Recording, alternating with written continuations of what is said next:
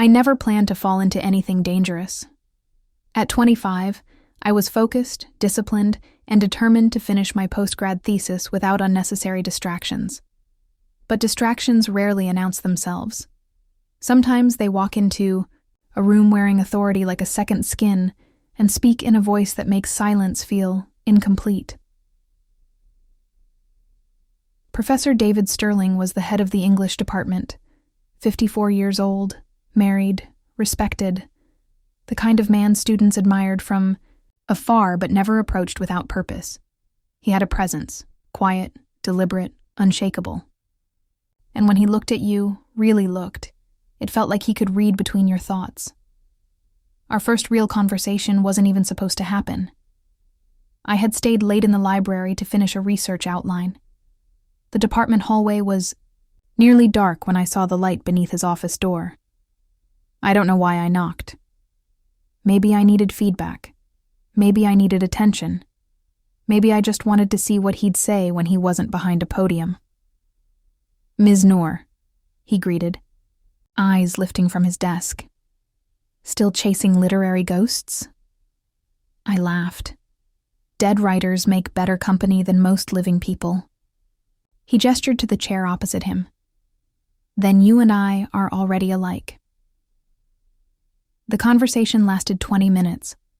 We talked about Eliot, about thematic structures in modern poetry, about isolation in literature. But what I remember most wasn't what he said. It was how intently he listened. Like my ideas had weight. Like I had weight. After that night, I started noticing him more. The way he leaned forward during discussions. The way his tie was always slightly loosened by noon. The faint scar above his right eyebrow. Small things. Harmless observations. But they grew, slowly, into anticipation. I'd wait for him to pass, by the seminar room, pretending not to care that he always paused a second longer at my desk. One afternoon, he asked if I could stay back after class to discuss my latest draft. The room emptied, and for a moment the air felt heavier. I handed him my essay, fingers brushing his. He didn't move away immediately. Instead, he said, "You're not just bright, Nadia. You're relentless. That's rarer than you know." Should have said thank you and left. Instead, I asked, "And what are you?"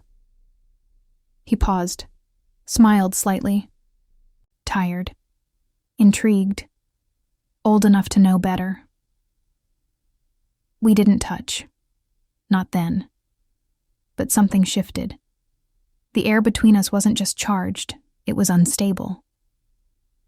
Over the next few weeks, we found excuses.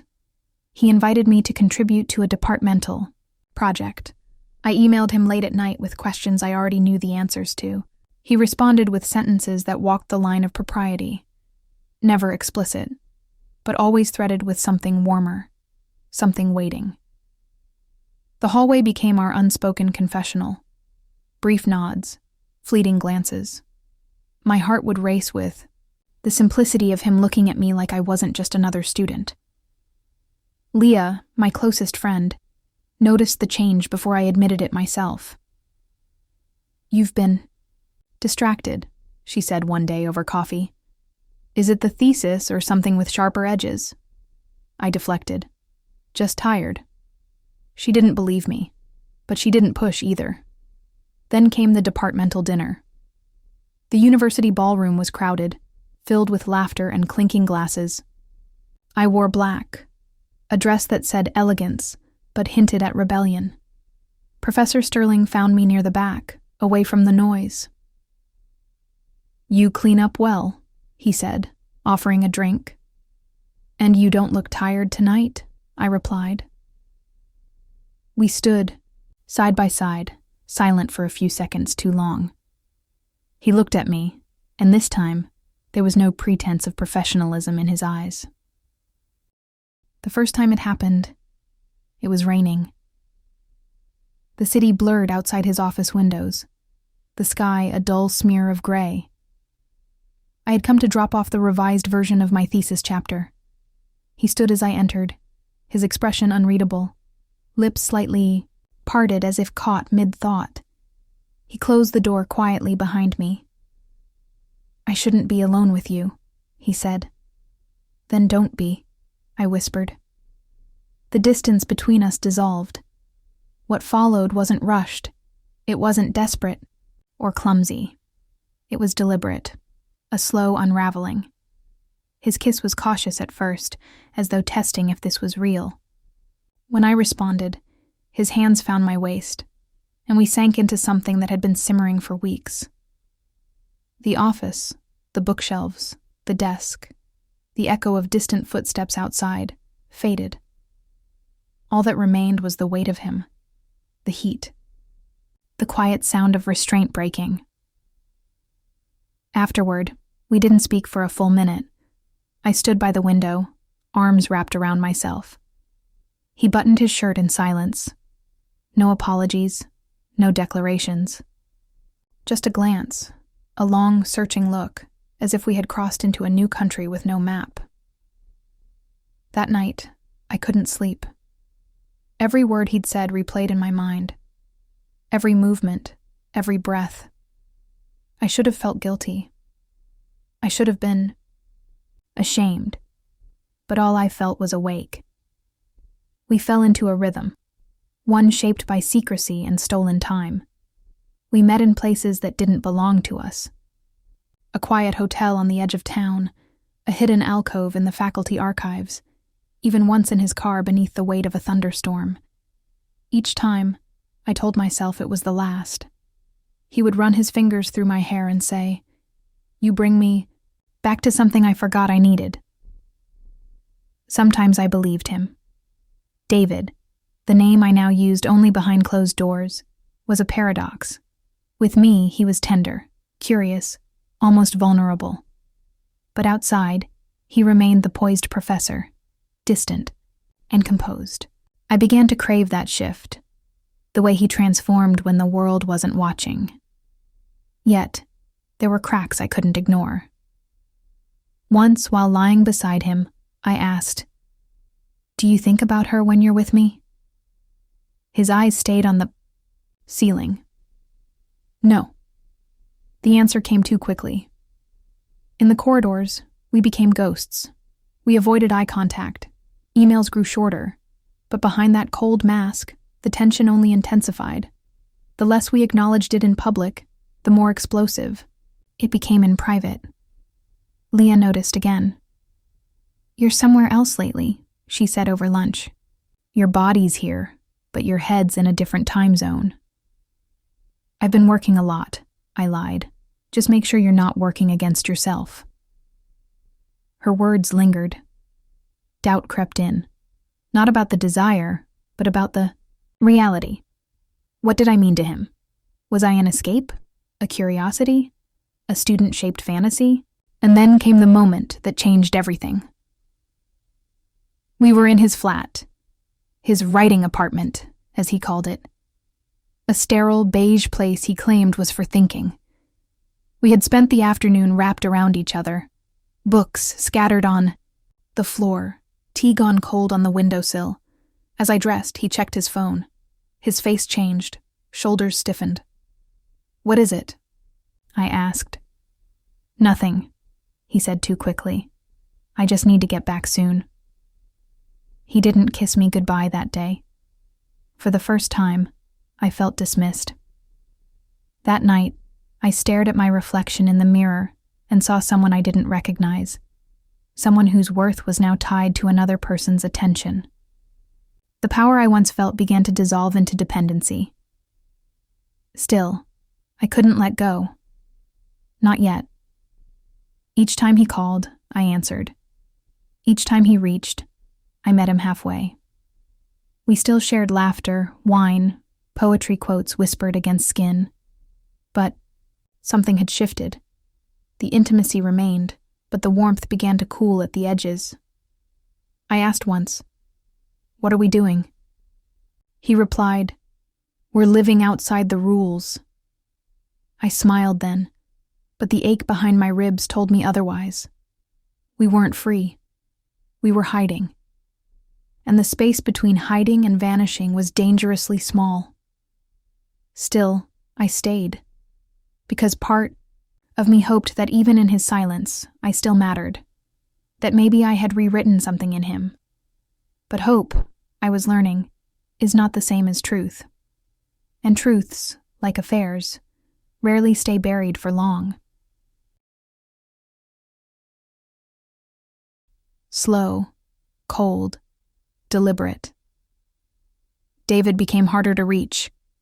Messages that once received instant replies now sat unread for hours, sometimes days. The man who once memorized the way I parted my sentences now seemed preoccupied, distant, weighed down by a guilt he no longer voiced. I told myself it was the end of semester stress, departmental meetings, family obligations. But truth doesn't care about excuses. It waits, quiet and steady, until you're too tired to deny it. We met less frequently, and when we did, the air felt heavy. His kisses grew shorter, his touches distracted. One evening, after I pressed him to talk, he sighed and stared at the floor. "Nadia," he said, my name falling slowly from his lips. "We've built something beautiful, but it's fragile." "Because it was never supposed to be real?" I asked, each word sharper than the last. He didn't answer. That night, I walked home alone. I tried to focus on my thesis, poured myself into long study hours and academic debates. But even in my most productive moments, a part of me was always listening for a phone vibration, a knock, the phantom echo of his voice. I had become tethered to the absence of someone who once made me feel infinite. The emotional whiplash began to fracture my sense of self. I questioned my choices. I reread our messages until the screen blurred. I replayed every moment in his office, the whispers in hotel rooms, the stolen touches by the stacks of dusty books. I clung to memories like artifacts from a world that no longer existed. Leah confronted me one afternoon. "You're fading," she said, blunt but gentle. "Whatever this is, it's hollowing you out." I wanted to deny it, but instead, I wept. She didn't ask for details. She just held my hand, her silence more comforting than any apology I'd never receive. One evening, while walking across campus, I saw him through a glass wall. He was laughing with a younger colleague. Not touching her, not flirting, but something in his posture, relaxed, easy, cut deeper than betrayal. He still knew how to smile, just not with me anymore. I didn't confront him. There was no point. Our last meeting was unplanned. He saw me in the library corridor, paused, then followed. "Can we talk?" he asked, voice low. We walked to a quiet corner near the archives. His eyes looked older, tired in a way that sleep wouldn't fix. "I didn't mean to hurt you," he said. "But you did," I replied. He exhaled, like he'd been holding his breath for weeks. "I can't give you more than this. You deserve more, Nadia." "And yet," I said, stepping back, "you took everything I gave." There was no fight, no dramatic exit, just two people standing in the ruins of what once felt like fire. After that, we became strangers. Polite nods in passing, hollow small talk, if forced by circumstance. The intimacy we once shared now reduced to fragments buried in memory. And yet, the silence gave birth to clarity. In the weeks that followed, I rebuilt myself, slowly, piece by piece. I spent hours at my desk, reworking my thesis not for validation, but for me. I read books I had once only skimmed. I laughed with Leah again. I even began sleeping through the night. The ache didn't vanish, but it dulled. It matured. It stopped controlling the way I breathed. I realized I had confused being wanted with being loved. that the power I thought I held in his arms was never mine. It was borrowed, conditional, and always one breath away from vanishing. One morning, as I cleaned my apartment, I found a copy of The Wasteland. Inside, a folded note. You'll always be more than a memory. No signature. No goodbye. Just a fragment, like the ones he always praised in literature. I burned it. Some stories don't deserve a place on the shelf. Now, when I pass his office, I don't look in. I don't need to. I know who I was in that room, and who I no longer am. I right now, not about him, about truth, about desire, and the shadows it casts, about women who learn to leave before they're erased. And sometimes, late at night, I wonder if he remembers me. But I never let that wonder shape me, because this life I'm living now is mine again entirely.